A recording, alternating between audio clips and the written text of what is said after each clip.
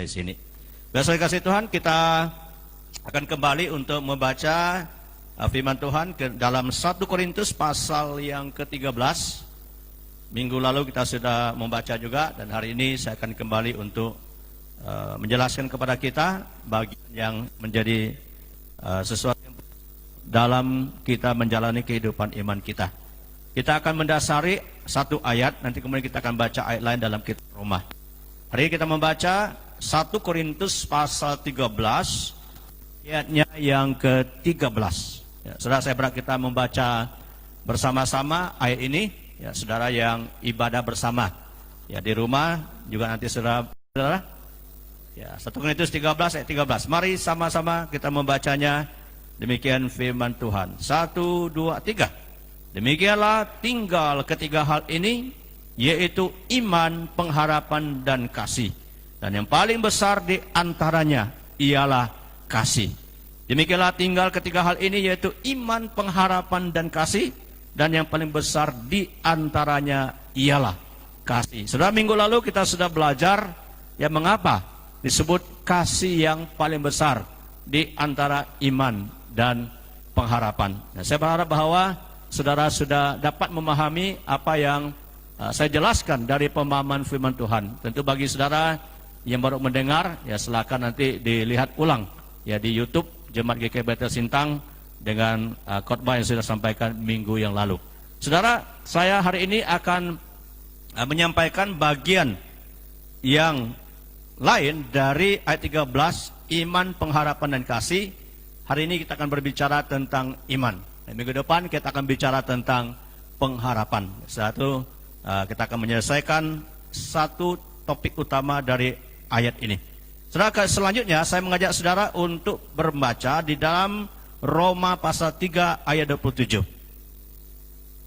Roma pasal yang ketiga ayatnya yang ke-27.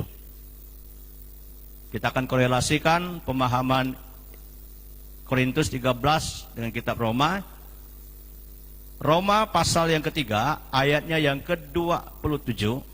Mari sekali lagi kita bersama-sama membacakan satu ayat ini, saudara. Terdapat Roma pasal 3 ayat 27. Demikian firman Tuhan. 1, 2, 3. Jika demikian, apakah dasarnya untuk bermegah? Tidak ada. Berdasarkan apa? Berdasarkan perbuatan? Tidak, melainkan berdasarkan iman. Jika demikian, apakah dasarnya untuk bermegah? Tidak ada.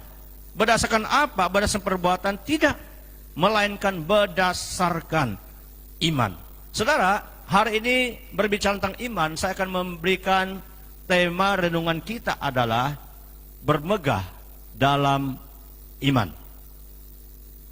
Bermegah di dalam iman. Saudara, mengapa Paulus membicarakannya di dalam kitab Korintus? Ada 3 pokok yang penting dari dasar iman Kristen. Bukan berarti yang lain tidak penting ya. Saya mendasari sekali kepada nas Alkitab. Demikianlah tinggal ketiga hal ini. Iman, pengharapan, dan kasih. Dan yang paling besar di antaranya ialah kasih.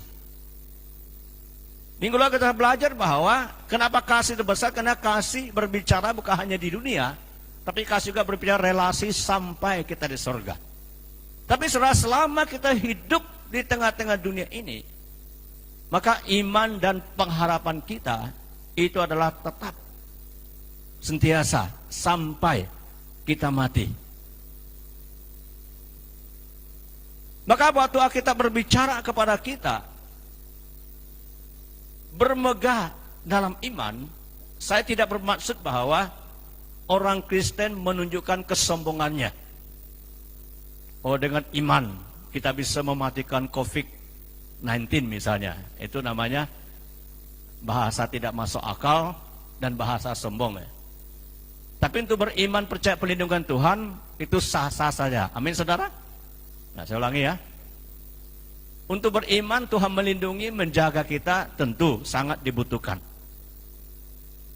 Tapi kita tidak bisa menunjukkan kemegahan iman kita dengan cara pemahaman yang salah. Yang saya maksud bermegah dengan iman adalah bukan menunjukkan suatu kesombongan, keangkuhan kita orang Kristen. Kalau Tuhan memberi kita karunia yang hebat seperti dalam jemaat di Korintus. Ada yang karunia untuk menyembuhkan, karunia mengusir setan, karunia iman yang luar biasa. Ada yang juga diberikan karunia berbahasa roh, yang walaupun dalam ranking karunia adalah ranking terendah ya. Tapi banyak orang memegah-megahkannya. Kenapa ranking terendah? Karena sebenarnya manfaatnya hanya untuk diri sendiri. Ya. Manfaat karunia roh berbahasa roh itu manfaat berdoa kepada Tuhan. Sebenarnya karunia lain adalah untuk bisa berelasi dengan orang lain. Maka disebutkan mendapatkan ranking terendah dalam sisi manfaat. Tapi seluruh dunia mengajakannya dengan terbalik, saudara. Itu yang nomor satu. Ini saya minggu lalu saya bilang karena orang tidak mengerti pola tafsir Alkitab itu jadi masalah.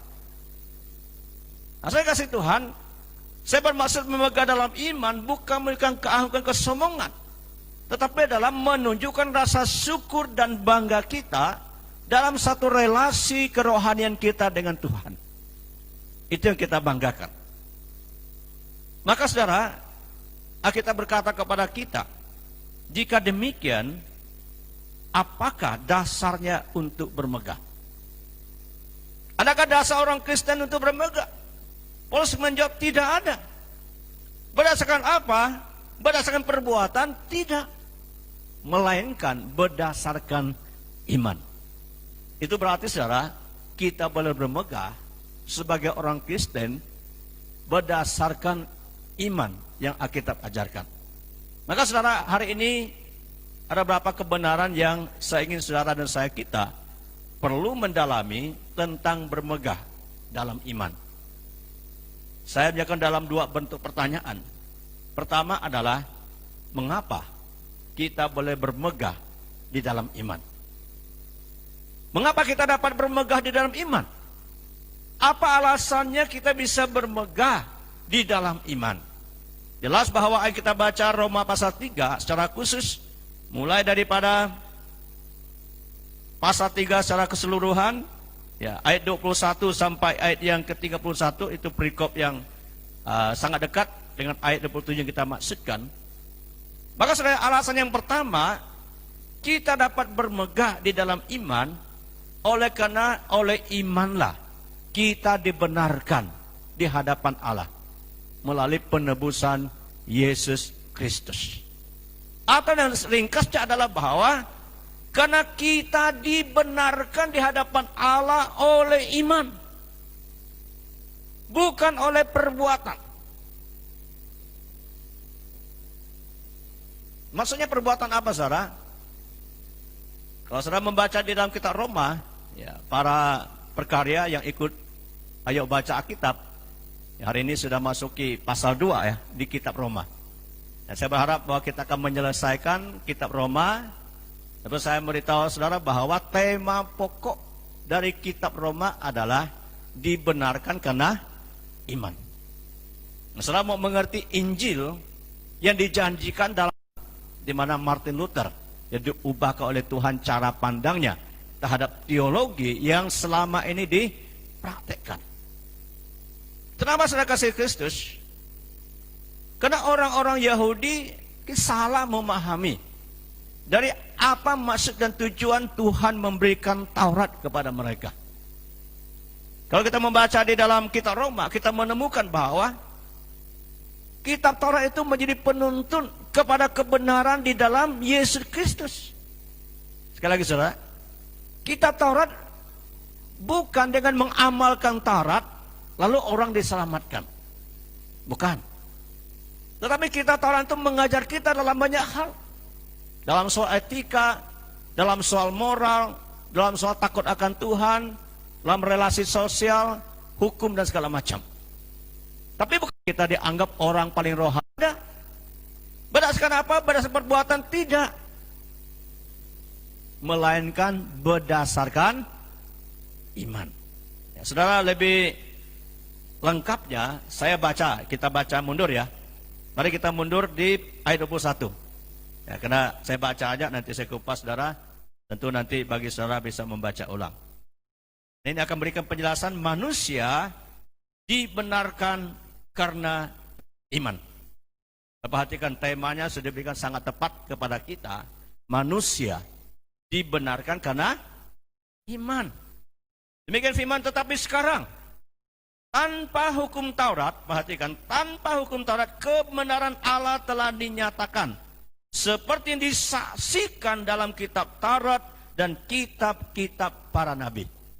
Sekarang artinya pada masa ini saudara, kita tidak melihat Taurat lagi dalam arti bahwa seperti perjanjian lama. Karena Taurat sedang menyaksikan apa yang dijanjikan, ayat 22 sendirinya, yaitu kebenaran Allah karena iman dalam apa? Yesus Kristus bagi semua orang yang percaya, sebab tidak ada apa? Perbedaan. Ayat 23. Karena semua orang telah berbuat dosa dan telah kehilangan kemuliaan Allah. Dan oleh kasih karunia, perhatikan ya, oleh kasih karunia telah dibenarkan dengan cuma-cuma karena penebusan dalam Yesus Kristus. Ayat 25. Kristus Yesus telah ditentukan Allah menjadi jalan pendamaian karena iman dalam darahnya. Hal ini dibuatnya untuk menunjukkan keadilannya, karena ia telah membiarkan dosa-dosa yang telah terjadi dahulu pada masa kesabarannya. Maksudnya adalah untuk menunjukkan keadilannya pada masa ini supaya nyata bahwa ia benar dan juga membenarkan orang yang percaya kepadanya. Saudara kasih Kristus, ini penjelasannya sekali bawah. Apa yang dijanjikan oleh nabi-nabi yang Tuhan pilih, apa yang dijanjikan oleh Taurat adalah sesungguhnya berbicara tentang Yesus Kristus. Maka Alkitab berbicara tentang satu tokoh sentral, perjanjian lama, perjanjian baru, Yesus Kristus. Maka khotbah-khotbah pengajaran gereja harus kepada sentralnya adalah Yesus Kristus. Yesus Kristus. Supaya orang mengerti. Saudara kasih Kristus, apa alasan kita untuk bermegah? Artinya apa saudara? Tuhan memberi kita status orang benar itu dengan cuma-cuma. Tidak ada pakai sogok menyogok, amin. Nah, kalau saudara orang berperkara banyak ada masalah, dia bisa dibenarkan dengan cara tidak dihukum ya. Dia bisa minta maaf, lobby aparat keamanan untuk kasusnya tidak dilanjut. Sejak saya tidak mau juga cari hakim, hanya semuanya ya. Sampai kemudian minta maaf, misalnya ada hakim yang mau makan sogok, maka yang salah dia nyata. Cara apa? Dibayar. Ya, dengan cara dibayar. Masalah itu sesungguhnya bahwa Tuhan itu tidak mungkin bisa dibayar dengan cara itu. Manusia berdosa kepada Tuhan tidak mungkin bisa dibayar dengan cara apapun kepada Tuhan. Maka Tuhan sudah menyediakan jalan satu-satunya disebut dengan penebusan Allah sendiri melalui Yesus Kristus. Jadi saudara kasih Kristus, orang Kristen tidak usah berrepot-repot. Berjuang dengan kekuatanmu untuk mendapatkan keselamatan. Kita diberikan jalan yang mudah, tapi tidak semua orang mau mendengarkannya. Tidak semua orang mau meresponinya. Kita hanya dengan segenap hati percaya, segenap mulut mengaku bahwa Yesus Kristus yang mati seleb adalah untuk menebus dosa kita. Itulah iman. Waktu kita segenap hati percaya, mulut kita mengaku Yesus adalah Tuhan Juru Selamat yang mati di kayu salib menjadi penebus bagi kita, itu disebut dengan iman. Dan itu sekali lagi seperti minggu lalu saya katakan bahwa itu dikerjakan oleh Roh Kudus yang menyadarkan dunia, yang menyadarkan kita. Yang menyadarkan kita. Setelah kita bermegah atas iman itu sekali lagi, bukan sebuah kesombongan keangkuhan, tapi untuk merasa bangga, bersyukur kepada Tuhan bahwa kita diselamatkan dengan apa? Cuma-cuma. Hanya dengan iman. Banyak perdebatan-perdebatan tentang kelakuan kekristenan. Saya selalu mengajar kepada kita bahwa, saudara, kita orang Kristen memang belajar untuk mentaati firman Tuhan. Belajar untuk sungguh-sungguh mentaati perintah-perintah Tuhan. Dengan apa? Maksudnya dengan maksud apa? Yang maksud kita betul-betul mengasihi Tuhan kita yang sudah menyelamatkan kita. Jadi saudara, kita membayar persepuluhan tidak ada sangkut paut dengan saudara masuk surga atau tidak ya. Maka ada orang kasih begini, apa yang repot-repot? Enggak. Itu soalnya kita mengasihi Tuhan. Kita rajin tidak rajin beribadah memang tidak menentukan selamat surga atau tidak. Tapi orang yang sudah beriman kepada Tuhan, dia pasti rajin beribadah kepada Tuhan. Amin, saudara. Pasti. Karena ada rasa syukurnya, rasa bangganya. Tapi dunia berbeda, saudara. Dunia rajin beribadah, dunia taat kepada agama, karena seolah-olah dia menunjukkan bahwa supaya Tuhan memperhatikannya, memperhitungkan amal ibadahnya. Itu seolah-olah kemudian timbang, lalu kemudian seolah-olah amal ibadahnya banyak, lalu kemudian dikurangi dengan dosanya, wah ini amalnya minus, saudara. Maka saudara masuk neraka. Ini kan dunia. Kalau amalnya banyak, dosanya sedikit, berarti timbangannya kebenarannya banyak, lalu dia boleh masuk surga. Itu kan cara pandang dunia, saudara. Tapi Kristenan kita tidak. Kita mengajar kepada kita dibenarkan kena iman oleh penebusan secara cuma-cuma di dalam Yesus Kristus. Amin, saudara. Saudara kadang membaca di dalam kitab Injil, keselamatan itu begitu agung, begitu besar. Hingga Yesus seringkali memberikan perumpamaan. Ada orang dikatakan bahwa dia pergi, dia mulai di sebuah ladang, di sana ada mutiara yang indah di ladang itu. Ada harta kekayaan, ada emas, ya segala macam. Maka dia rela menjual semua harta lain, dia beli itu tanah, karena di sana ada harta kekayaan. Amin, saudara. Itu Tuhan Yesus bicara keselamatan begitu agung. Artinya apa, saudara? Orang menemukan keselamatan, yang sudah mengalami keselamatan, dia tidak ada namanya sungkan untuk membayar harga atas keselamatan itu. Karena dia menemukan harta yang lebih indah. Sebagai orang yang menemukan mutiara yang indah, mutiara yang berharga, yang bukan mutiara yang palsu ya. Mutiara yang palsu kan banyak ya di pasaran ya. Tapi mutiara harga itu mutiara yang sungguh, yang benar, yang asli, itu pasti mahal harganya. Saudara, kalau engkau punya emas satu on, mau nggak ditukar dengan mutiara yang asli? Halo? Mau nggak? Kamu punya emas sekarang kan 1 ons. 1 ons kan berapa? Banyak. Dikali sekarang kan hampir 8.700, 8.900 ya. Terus ada orang bilang, Pak, ini ada mutiara asli nih. Mau nggak ditukar, saudara? Kalau mutiaranya asli. Mau, kenapa saya mau tukarnya? Karena mutiara, saudara, lebih nilainya lebih tinggi dari emas 1 on. Artinya saudara, Yesus berbicara tentang membayar harga.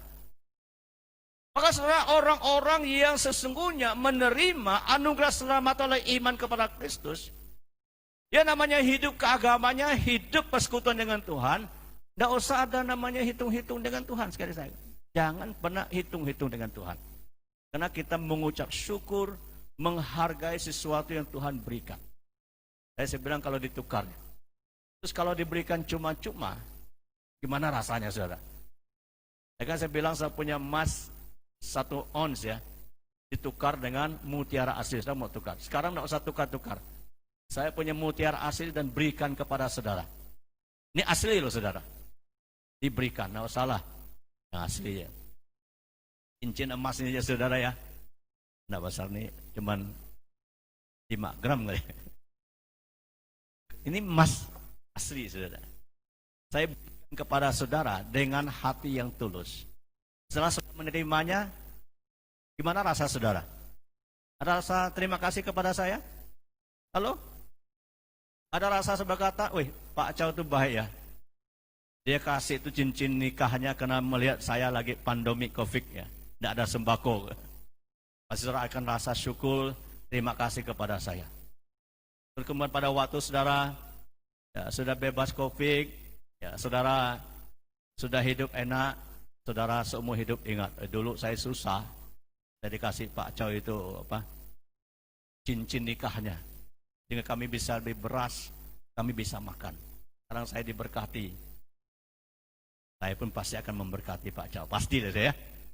Ini kan cuma hanya perumpamaan, saudara. Begitu kita dengan Tuhan kita. Tuhan memberikan kasih karunia indah kepada kita. Dengan cuma-cuma. Kita boleh masuk surga dengan cuma-cuma untuk tinggal selamanya. Tidak perlu dibayar. Bukan tidak dibayar karena ada yang sudah menggantikannya, menebusnya. Lalu saudara, sebagai rasa syukur kita kepada Tuhan, tidak ada banding-bandingnya. Mau persepuluhan kayak, mau persembahan kayak, mau pelayanan kayak, nggak ada banding-bandingnya. Saya kasih itu kenapa saya katakan bahwa kita bermegah di dalam iman.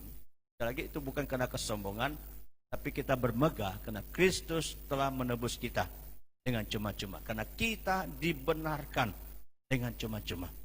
Yang kedua, alasan yang kedua mengapa kita bermegah dalam iman.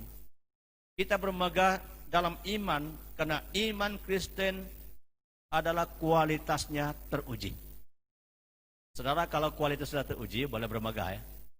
Saya bicara artinya kualitas yang sudah teruji. Ulang ya. Apa alasan kedua saudara kita bermegah di dalam iman? Karena iman Kristen mengajak kepada kita kualitas yang teruji. Apa sama dengan kualitas yang teruji, saudara? Kita kembali kepada Korintus 13 ayat 13. Demikianlah tinggal apa? Ketiga hal ini. Iman, pengharapan, dan kasih. Saudara perhatikan baik-baik. Apa yang lain tidak penting? Apa maksudnya, saudara? Saya sebut kenapa iman kita iman berkualitas. Nah, iman di sana satu padu dengan pengharapan. Berharap segala sesuatu yang baik dengan kacamata manusiawi. Ulangi saya.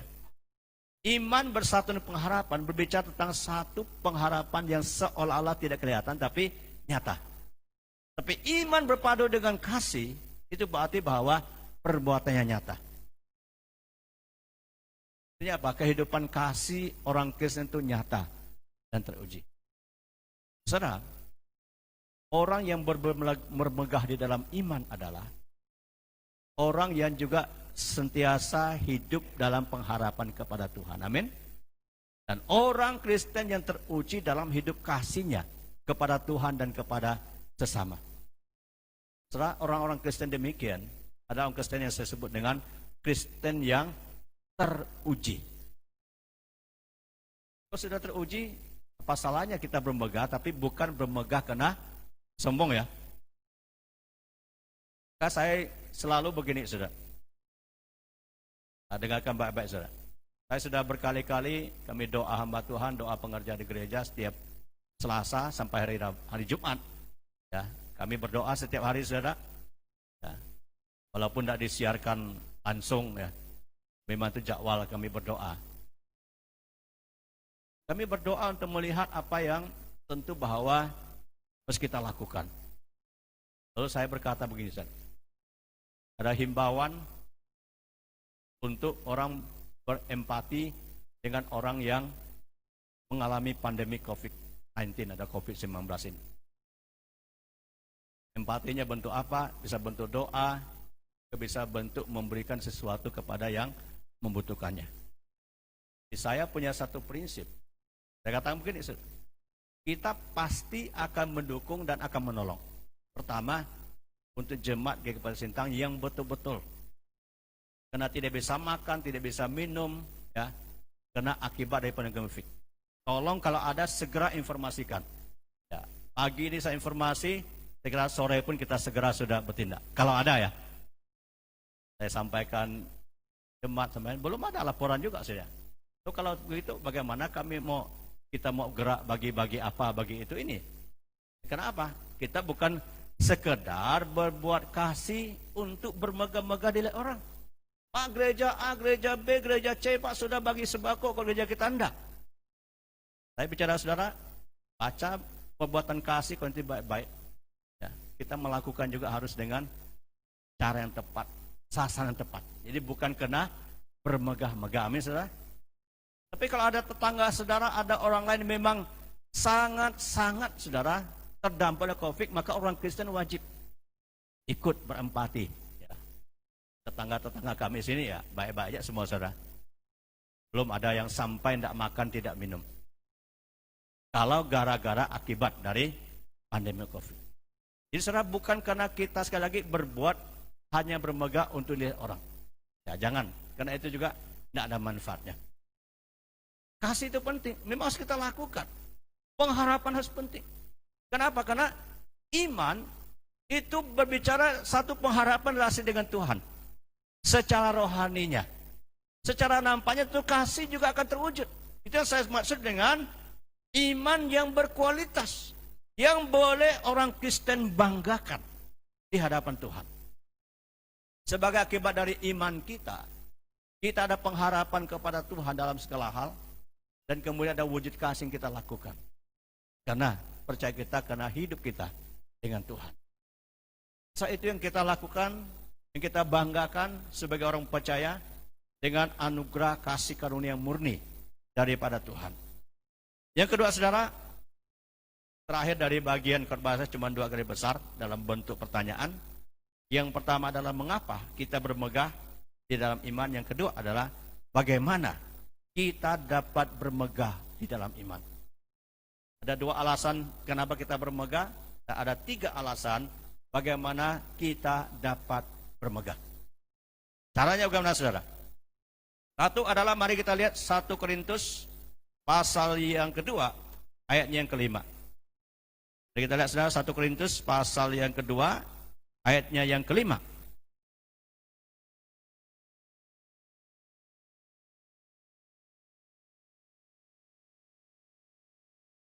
Baik, 1 Korintus pasal 2 ayat yang kelima, saya baca mulai ayat yang keempat aja. Ya karena ini harus mulai dari titik, lebih gampang dipahami. 1 Korintus 2 ayat 4 dan ayat 5, tapi sentralnya ada di ayat yang kelima. Demikian firman Tuhan. Baik perkataanku maupun pemberitaanku, tidak aku sampaikan dengan kata-kata hikmat yang meyakinkan, tetapi dengan keyakinan akan kekuatan roh. Supaya iman kamu jangan apa? Bergantung pada hikmat manusia, tetapi pada kekuatan Allah. Saudara, bagaimana orang Kristen bisa dapat bermegah di dalam iman? Bagaimana saya sampai semua ini bisa dapat bermegah dalam iman kita? Sekali lagi saya ulangi saudara, yang sama-sama bermegah iman bukan menunjukkan kesombongan kerohanian kita, bukan. Rasa bangga syukur kita kepada Tuhan. Dan kita bisa terus untuk menjaga kehidupan iman kita. Yang pertama adalah 1-2 ayat 5. Jangan bergantung pada hikmat manusia, tetapi pada kekuatan Allah. Seringkali kita ini gagal menjadi orang Kristen, saudara. Kita pakai kekuatan diri kita. Pak, kalau gitu apa kekuatan tidak boleh dipakai? Ya tentu boleh dong. Maksud saya adalah saudara, jangan saudara kita bersandar pada kekuatan kita. Kita memang mengasihi Tuhan dan segenap kekuatan kita oke. Tapi segenap kekuatan kita pun terbatas. Pada saatnya saya akan tahu terbatas. Pada saatnya kita stres, betul ya? Halo? Semua juga bisa stres. Pada saatnya kita mungkin lebih berat, bisa depresi. Rasanya kita khawatir, ya, dan segala macam yang lain. Ya, semua juga dialami, bukannya oleh jemaat, oleh hamba-hamba Tuhan, oleh pekerja-pekerja, oleh orang yang paling rohani sekalipun. Kita boleh baca juga kan, Nabi Elia yang hebat aja pernah stres, udah enggak? Orang bilang gitu, masa hamba Tuhan bisa stres katanya. Ini orang enggak pernah baca kitab, saudara. Ya. Tetapi, saudara, orang yang imannya bergantung kepada Tuhan, sekalipun dia stres, dia depresi, dia khawatir, dia tetap bisa menjalani hari-harinya sampai dengan tuntas. Amin, saudara. Kita bisa ada waktunya sehat, ada waktunya sakit. Mungkin juga kadang-kadang ada sampai yang sakit mungkin ya Tuhan tidak mengizinkan kita sembuh di dunia ini. Tapi dia mengizinkan kita sembuh di rumah Bapa kita di sorga. Amin saudara. Bisa aja terjadi pada semua orang. So, jangan pernah berkata, kenapa Tuhan tidak menyembuhkan saya? Saya kira saudara baru-baru ini semua orang sudah pernah dengar namanya Pendeta Raffi Sakarias. Pernah dengar nama itu? Yang baru meninggal ya. Itu adalah salah satu pengkhotbah gereja Kemah Injil, saudara. Dia tidak mengembalakan, dia memang pengkhotbah yang luar biasa. Pengkhotbah juga apologet yang cukup baik. Salah satu dari khotbahnya juga cukup baik adalah mengapa saya tidak disembuhkan. Nanti saudara boleh cari di YouTube-nya. Walaupun mungkin ada yang teks bahasa Indonesia, ada yang masih asli ya bahasa Inggris. Boleh juga didengar-dengar lah. Ya, kan sekarang zamannya teknologi canggih, bahasa lain kita bisa cari artinya apa.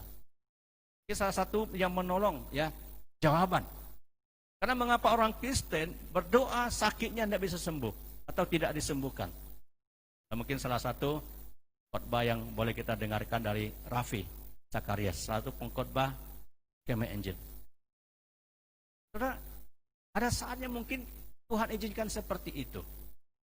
Tapi ingat, kalau iman kita bergantung kepada kekuatan Tuhan, kita tetap akan terus setia sampai akhir, amin. Tapi kalau iman kita bergantung pada kekuatan manusia, maka kita akan lemah. Orang Kristen sudah tahu sakit tidak boleh ke dukun, sakit tidak usah pakai jimat, sakit tidak usah pakai mantra-mantra. Tapi karena imannya lemah, pakai kekuatan manusia, maka ditawarin jimat, ditawarin mantra atau apapun dia masih menerima. Andai sih nggak apa-apa. Sekali itu jam kata, cuman sekali kata, ngerti bahasa saya?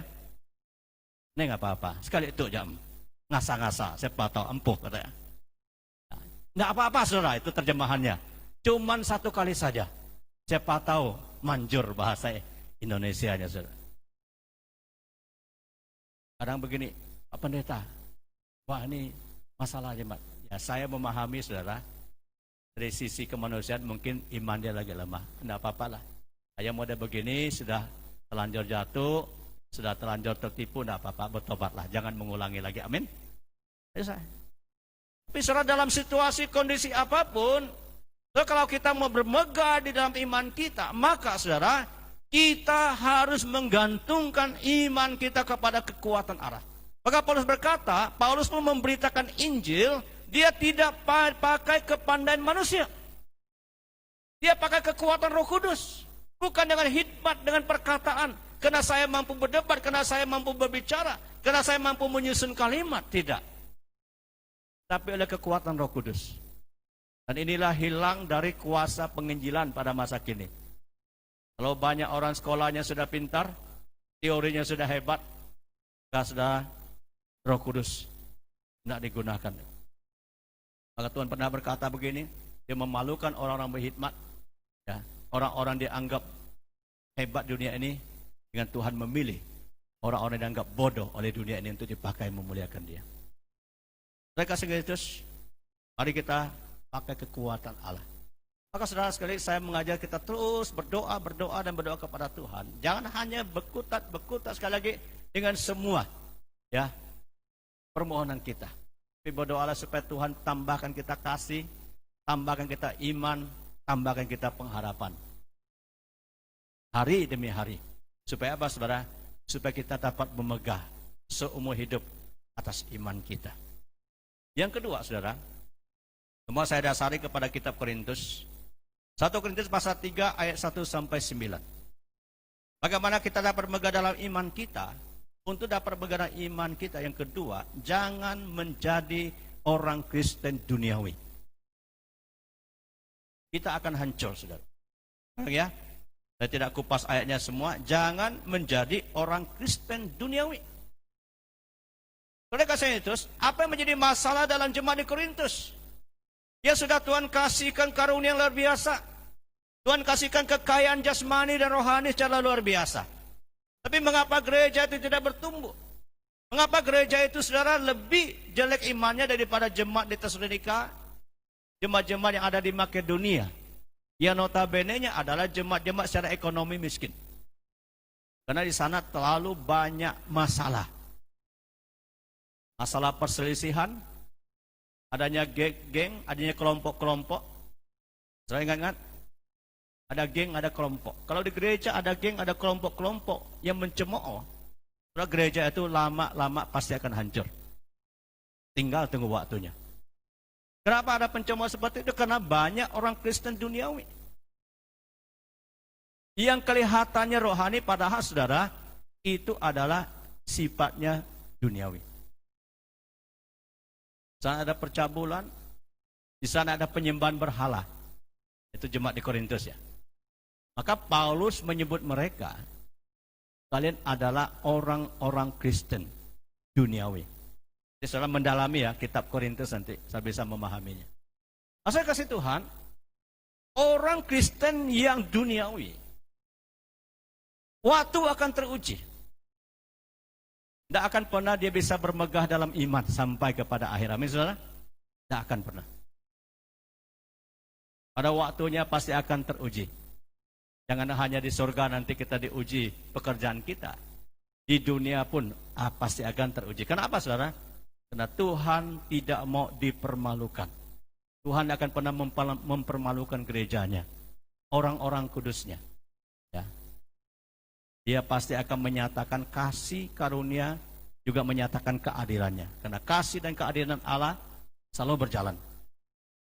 Seorang Kristen yang duniawi, sekali lagi saudara, kita tidak akan mungkin bermegah di dalam iman kita. Tidak akan. Maka saudara, untuk menjadi orang dapat bermegah dalam iman, jangan kita menjadi orang Kristen duniawi. Amin. Kalau saudara mau megah dalam iman, sehingga orang-orang dunia boleh melihat kita bukan dari keduniawian kita, tapi orang dunia boleh melihat dari kemurnian iman kita kepada Tuhan. Dan kita boleh bermegah atas kemurnian iman itu. Ketiga yang terakhir, bagaimana kita dapat bermegah di dalam iman? Kita jangan membangun dasar iman yang tidak sehat. Benar ya? Jangan membangun dasar iman yang tidak sehat. Nah, iman itu perlu dibangun, saudara ya. Lalu bagaimana kita membangunnya? Dengan dasar-dasar yang sehat. 1 Korintus pasal 3, kelanjutannya ayat 10 sampai dengan ayat yang ke-23. Mari kita membaca, saudara.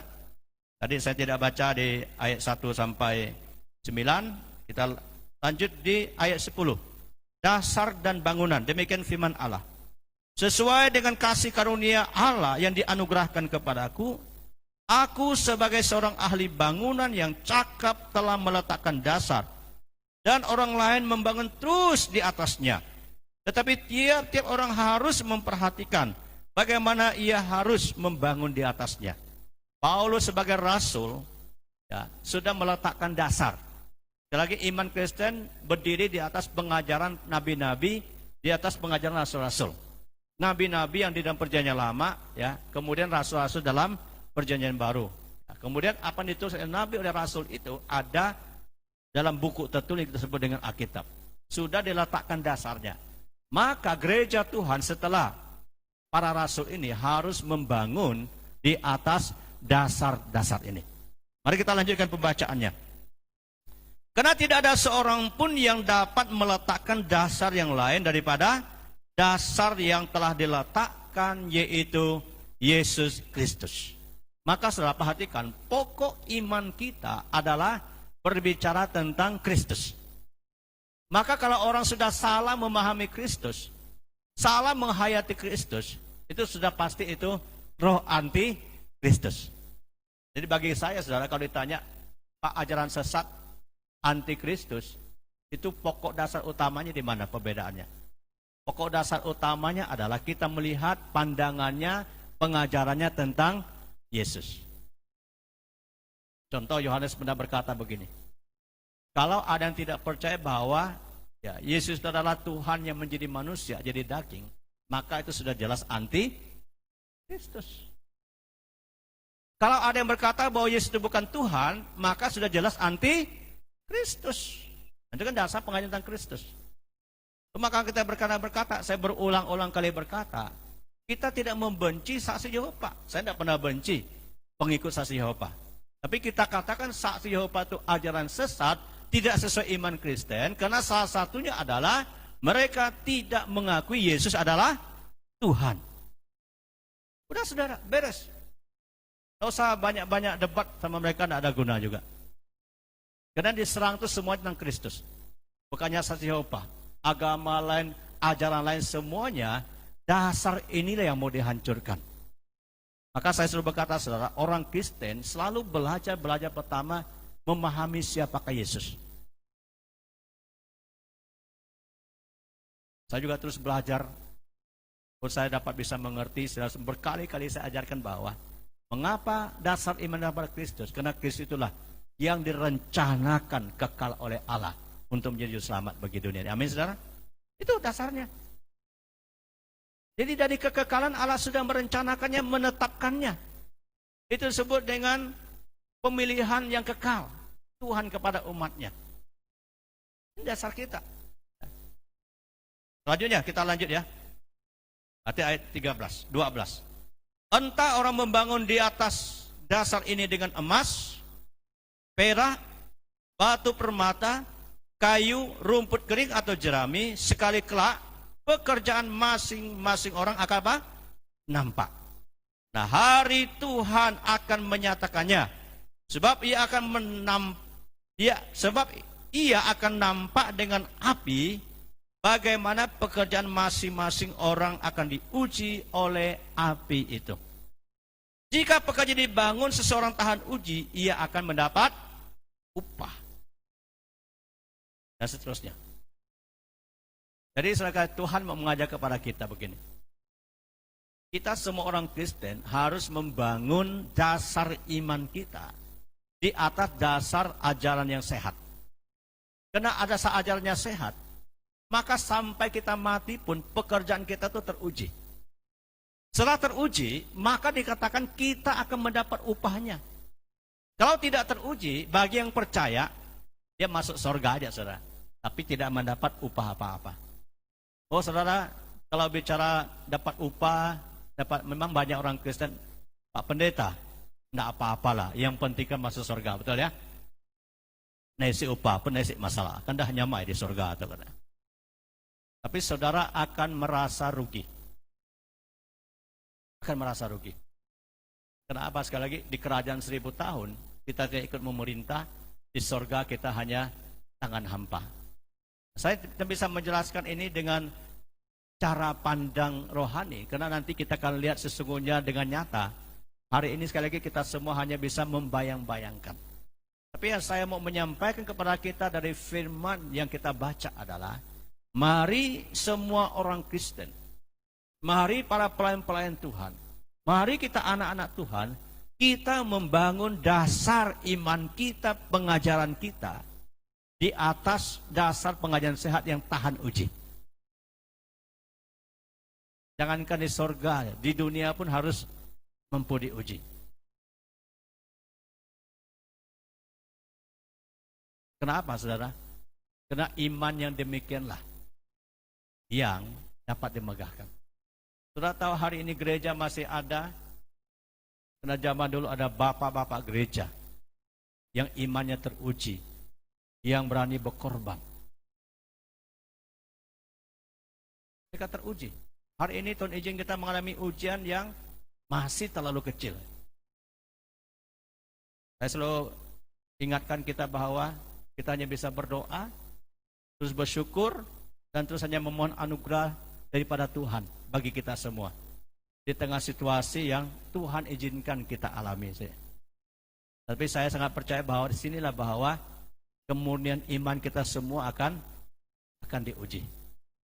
Seperti minggu lalu saya bilang, wanti-wanti semua hamba-hamba Tuhan, dimanapun yang melayani. Apa kita akan bersungut-sungut? Mungkin suatu hari pendapatan gereja berkurang, sampai uang gereja mungkin tidak mampu menggaji saudara-saudara. Saya katakan bahwa ada opsi mungkin juga gaji bisa dikurangi. Mungkin sampai sudah dikurangi juga tidak mampu, barangkali tidak digaji. Pertanyaan saya, apakah para hamba Tuhan masih mau setia melayani? Tapi saya mau berkata kepada saudara, saya tidak akan pernah mundur. Tidak akan, saudara. Bukan ngomong megah, karena itu adalah bagian dari kehidupan iman kita, pelayanan kita, semua kita. Ini bukan bicara pelayanan, mungkin bicara kehidupan rohani kita. Saat kita diuji, apa kita akan mundur? Saya tidak mau jadi Kristen lagi. Saya tidak mau jadi anggota jemaat lagi. Ya. Saya jadi orang dunia lagi aja, lebih enak. Nah, itu tanda apa? Bahwa kehidupan iman kita itu tidak akan tahan di uji. Ya, saya hanya coba mengkorelasikan gitu saja. Ada yang bertanya begini. Ya. Di dalam kitab Injil kita baca ada baptisan air, ada baptisan apa? Baptisan Roh Kudus, apa lagi? Yo. Ada 3 baptisan, saudara. Baptisan air itu adalah lambang keselamatan, kita dibaptis. Baptisan Roh Kudus adalah pencurahan Roh Kudus, pemenuhan Roh Kudus, mengurapi kita, memasukkan ke kerajaan Allah. Lalu ada yang ketiga namanya baptisan apa? Halo? Yang di rumah, ya, di muka saya. Baptisan api, bukan Asosiasi Pendeta Indonesia ya. Karena ada api sekarang namanya, Asosiasi Pendeta Indonesia. Apa itu baptisan api? Baptisan api itu adalah ujian yang dimana Tuhan memproses kita untuk menjadi orang Kristen yang murni. Amin, saudara. Saudara, memang syukurlah kalau kita mengalami baptisan api ya. Karena itu berarti bahwa Tuhan sedang menjadikan kita emas yang berguna dan berharga. Tidak lagi pasir-pasirnya. Amin, saudara. Kemarin saya dengar kesaksian begini, saudara. Memang untuk COVID sebagian orang jadi masalah. Tapi bagi teman-teman kita juga ada juga berkahnya. Berkahnya sekarang yang kerja emas yang tidak dilarang-larang. Jadi semua ramai-ramai kerja emas sekarang di kampung, di daerah. Jadi yang paling laris itu adalah toko yang menjual alat-alat kerja emas sekarang. Ya, mungkin yang sembako, yang elektronik, yang pakaian pasti agak sepi ya. Agak sepi. Jadi agak ramai itu yang kerja emas, saudara. Ramai, ya, sampai di mana-mana saya dengar, saudara. Tapi emas yang kita dapat itu kan masih campur-campur. Nanti akan disepuh dulu, ya, dimurnikan, sampai lagi nanti dibentuk menjadi gelang, kalung, cincin yang indah. Harus melewati api. Yang tidak ada emas itu menjadi murni tidak melewati api, saudara. Saudara kasih Kristus, ya, iman kita akan melewati api ujian dan pasti akan menghasilkan emas yang murni jika kita membangun diri atas iman yang sehat, yang tahan uji, baik di dunia ini apalagi sampai di surga. Saya cuma bergurau minggu lalu kan, saya hanya cuma berharap kepada Tuhan, walaupun tidak jadi camat, tidak jadi bupati, tidak jadi gubernur, nanti di kerajaan 1000 tahun minimal Tuhan Yesus suruh saya jadi ketua RT juga boleh. Boleh rendah kan? Minimal lah jadi ketua RT, kan berarti masih ikut memerintah. Bukan saya bisa ikut memerintah bersama dengan dia jika saya membangun iman, hidup saya, pelayanan saya yang tahan. Mungkin juga semua kita. Sekali lagi saudara dan saya mendapatkan mahkota, mendapatkan penghargaan bukan karena kedudukan. Ingat Bapak ya, Tuhan tidak akan suruh saya memerintah jadi ketua RT nanti karena saya pendeta, bukan. Karena pelayanan saya, iman saya teruji tidak apa yang saya bangun. Itu prinsipnya, saudara. Demikian juga kehidupan kita. Kiranya saudara hari ini kita boleh dikuatkan dengan satu tema yang khusus, bermegah di dalam iman. Demikianlah tinggal ketiga hal ini, iman, pengharapan, dan kasih. Saya khotbahnya dimundurkan saja. Minggu depan kita akan belajar tentang pengharapan. Saya berharap bahwa saudara di tengah-tengah kehidupan di dunia ini, sekali lagi bukan hanya karena situasi pandemi COVID, tapi dalam seluruh kehidupan sepanjang kehidupan ini, ya, segala kesulitan, segala tantangan masih selalu silih berganti, akan datang, akan hilang, dan akan muncul. Tidak ada jaminan COVID-19 selesai, lalu kemudian semua sudah aman semua. Ya, tidak ada jaminan. Tapi kehidupan iman, pengharapan, dan kasih kita akan terus berjalan. Kasih kita akan abadi, iman dan pengharapan kita akan berjalan sampai Tuhan Yesus datang kedua kali. Tuhan memberkati kita. Baik, mari kita berdoa. Salam Bapak Ibu, saudara sekali kasih Tuhan kita Yesus Kristus. Saya ucapkan terima kasih untuk kehadiran kita pada minggu ini dalam rangka ibadah kita bersama melalui ibadah online yang Bapak Ibu saudara sudah ikuti. Kami berharap bahwa Bapak Ibu tetap setia di hadapan Tuhan, sekalipun secara fisik kita tidak bisa berkumpul di gereja, tapi bila melalui ibadah online kita tetap kuat, tangguh, setia di dalam Tuhan. Dan Bapak Ibu dikasih Yesus, ya, kita akan berjumpa kembali sampai minggu depan, dan tetap berdoa, tetap membaca kitab, tetap bersekutu dengan Tuhan, kita pribadi dan keluarga, dan juga tetap jaga kesehatan. Tuhan Yesus memberkati kita semua. Amin.